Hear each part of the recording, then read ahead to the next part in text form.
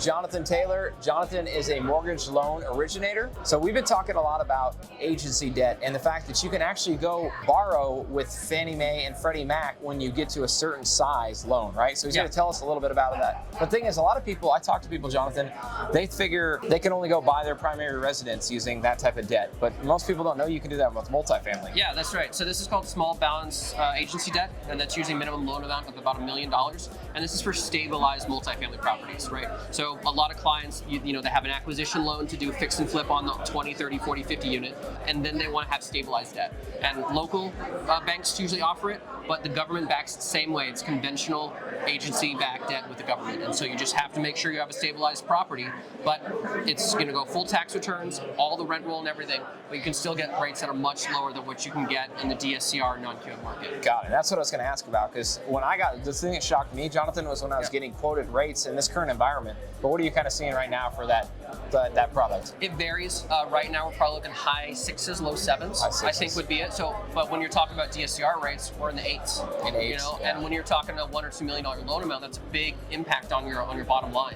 It's not for everybody. It's for, you know, tax returns, full stabilization, all that stuff. So but it's always an option that we explore first. And if we can get that done, we do. If not, then we go regional lending. Got it. And amortization too, right? Is it amortization 30 to 40, or what do you typically see? It's not 40 years, but right now we're looking at 25 amortizations, but they have longer fixed rate periods. You can do up to 7 years, sometimes 10. I got to check on some of my rate sheets recently on that. But yeah, you can do 7-year fixed. Got it. Okay. Yeah. So for sure, maybe the con, and you always give this caveat, because if you think, and you said it a second ago, but if you think you jump through a lot of hoops to get your mortgage done on your house, or maybe you bought a second property or even a third investment property, there's a lot of hoops you got to jump through. It's going to be the same, right? It's going to be the same, you know, and there's going to be more paperwork and a longer work, but the rate at the end is really their benefit. Right. You know, so when you look at a multifamily operators, you're like, hey, here's the rates and here's your bottom line. They go, yeah, I want to go through that. I want to go through the lot more paperwork, but it's worth it on the bottom line. Got it. Okay. So now let's talk the option if, say, A, you don't want to jump through the hoops, or B, maybe you haven't been stabilized long enough. What are the other products when you want to refinance a big multifamily? It'd be very similar in underwriting on a 1 to 4, right? It'd be a debt service coverage ratio loan. You would have to have some sort of expense factor, which basically either it's a market expense factor. You call brokers, you see how much are your expenses, maintenance, all the operating costs.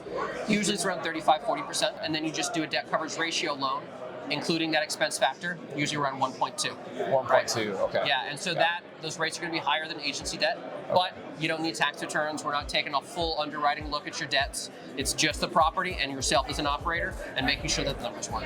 Cool, man. Well, Jonathan, this is cool, because again, I wanted to show people the different options, because when you get into multifamily, again, you're going to want to use leverage, and there's a lot of options out there. So anything else you would share to somebody who's thinking about getting debt on multifamily?